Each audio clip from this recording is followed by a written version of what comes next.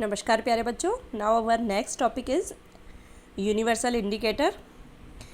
Universal indicator जो होते हैं वो यूज़ किए जाते हैं किसी भी मिक्सर को डिटेक्ट करने में कि वो कितना एसिडिक है और कितना बेसिक है। तो सबसे पहले हम देखेंगे स्ट्रेंथ ऑफ एन एसिड और बेस। तो एसिड और बेस की स्ट्रेंथ को डिटरमाइन करने के लिए we used pH scale. PH scale को यूज़ किया जाता है। पीएच स्केल जो है यहाँ पर पी जो है वो वर्ड यूज़ हुआ है पोटेंस, जिसका मीनिंग होता है पावर। जर्मन वर्ड है इट विच मीन्स पावर। और एच जो होता है हाइड्रोजन आयन कंसनट्रेशन। तो वो scale for measuring hydrogen ion concentration, जिससे हम हाइड्रोजन आयन कंसनट्रेशन को मेज़र कर सकते हैं, उसको हम क्या बोलते हैं, पीएच स्केल कहते हैं। तो जो स्ट्रेंथ होती है, स्ट्रेंथ ऑफ एन एसिड और base depends on the number of H positive ions और OH negative ions produced by them respectively.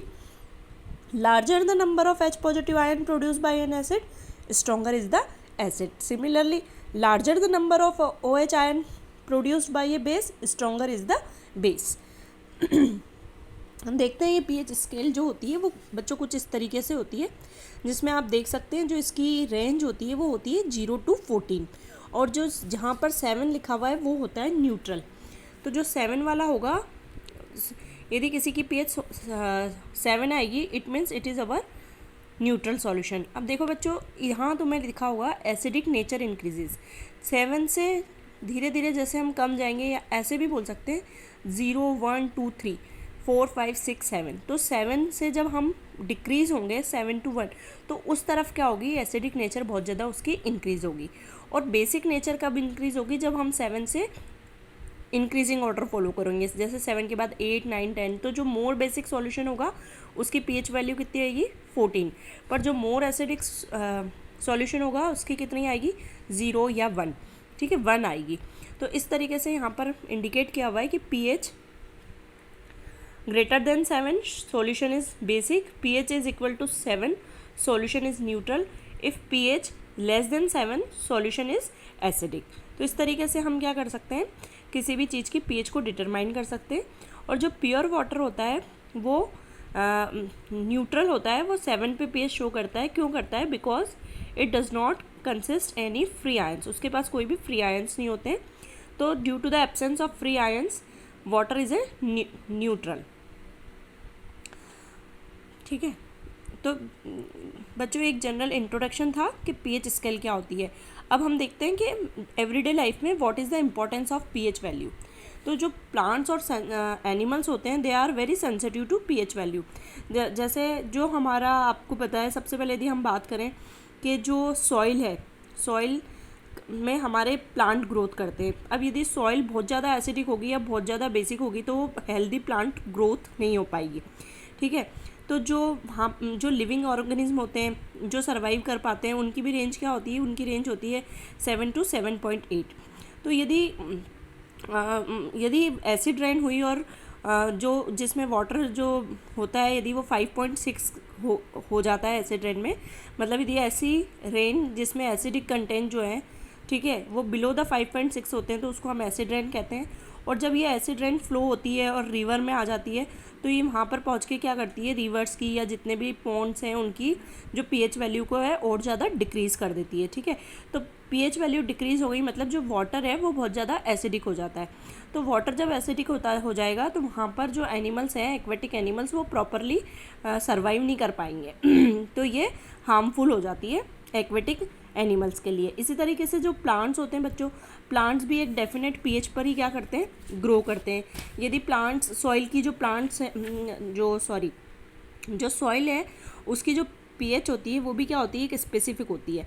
ठीक है, जो मोस्टली जो प्लांट ग्रो करते हैं वो उनकी बेस्ट पीएच जो सॉइल की होती है वो क्लोज टू 7 होती है।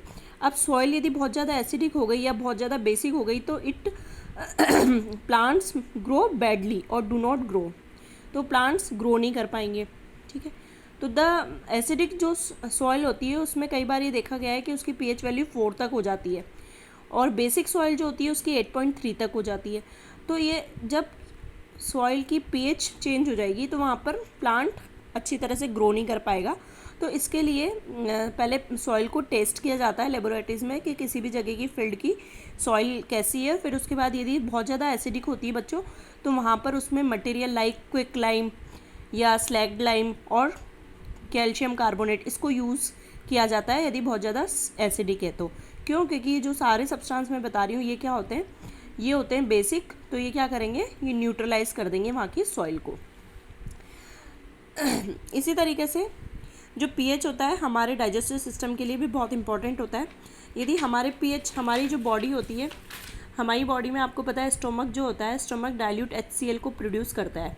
ये डाइल्यूट HCl बच्चों क्या करता है, ये हेल्प करता है डाइजेशन में, हमारे फूड के डाइजेशन में। यदि अब स्टोमक बहुत एक्सेस में स्टोमक HCl को रिलीज़ करेगा तो क्या होगा, हमारी एसिडिटी हो जाएगी और स्टोमक में पेन भी होने लगेगा। तो वहाँ पर हम क्या मिलाते हैं, वहाँ पर हम उसको न्यूट्रलाइज करने के लिए एंटासिड्स यूज़ करते हैं, जो क्या करेगा, न्यूट्रलाइज कर देगा। और एंटासिड्स के लिए हम और इसमें क्या क्या यूज़ कर सकते हैं, वो सब्सटेंस होते हैं जैसे मैग्नीशियम हाइड्रोक्साइड, जिसे मिल्क ऑफ मैग्नीशिया भी कहते हैं, या सोडियम हाइड्रोजन कार्बोनेट, जिसे बेकिंग सोडा भी कहते हैं। तो इस तरीके से पीएच हमारे डाइजेस्टिव सिस्टम पे भी क्या करती है, इफ़ेक्ट डालती है। इसी तरीके से जो पीएच होती है बच्चों, वो हमारे टूथ चेंज, यदि पीएच में चेंज होगा तो उसके कारण हमारी टूथ डिके भी हो सकती है। वो कैसे कि जो हमारी माउथ होता है, माउथ क्या होता है, when we eat food containing sugar then the bacteria present in our mouth break down the sugar to form acids. ठीक है, एसिड्स बनेंगे। अब यदि जो ये एसिड है, acid is formed in the mouth after a sugary substance sugar food has been eaten. This acid lower the pH in the mouth. तो tooth decay starts when the pH of acid formed in the mouth falls below 5.5.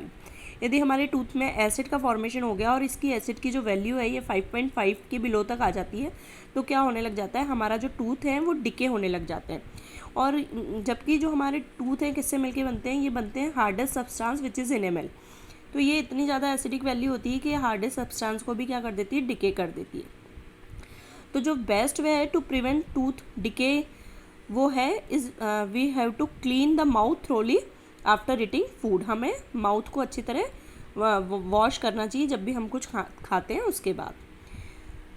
फिर जो pH है वो किस में काम आती है, वो सेल्फ डिफेंस में भी काम आती है, कि self defence by animals and plants through chemical warfare. कुछ इंसेक्ट्स होते हैं, जैसे आपने देखा होगा कि हनी बी या एंट है, जब हमारी स्किन पे हमको काटते हैं तो हमें क्या होता है, थोड़ा सा इन्फ्लेमेशन होता है, जलन सी होती है। क्यों होती है, क्योंकि ये कुछ एसिडिक सब्सटेंस हमारी स्किन पे इजेक्ट करते हैं, तो जिसके कारण हमारी जो स्किन है उस पर पेन होगा या इरिटेशन होगा। और इसकी रेमेडी ये होती है कि हमको यहाँ पर क्या करना चाहिए, लाइट बेस जैसे, या माइल्ड बेस भी कह सकते हैं, लाइक बेकिंग सोडा, इसको हमें क्या करना चाहिए, अप्लाई करना चाहिए अफेक्टेड एरिया पे। ठीक है। और पीएच इन प्लांट्स के लिए भी है ये, जैसे string hair of nettle leaves जो होती हैं eject methanoic acid in the skin which cause burning pain. ये नेटल एक जो प्लांट होता है, ठीक है, नेटल प्लांट जो होता है ये क्या करता है, इसकी यदि कोई पर्सन एक्सीडेंटली इसकी लीफ से टच हो जाता है तो जो इसकी स्टिंग्स होते हैं, stings of the hair nettle leaves eject methanoic acid. तो ये मिथेनोइक एसिड को करेंगे इजेक्ट, जिसके कारण हमारी जो स्किन होगी उस पर बर्निंग पेन होगा। ठीक है बच्चे, तो इस तरीके से ये सेल्फ डिफेंस है कुछ एनिमल्स और प्लांट्स के थ्रू, जो वो क्या करते हैं, ऐसे सब्सटेंस को अपनी बॉडी से रिलीज़ करते हैं जो उन्हें प्रोटेक्ट करता है, जो उनको सिक्योर रखने में काम आता है।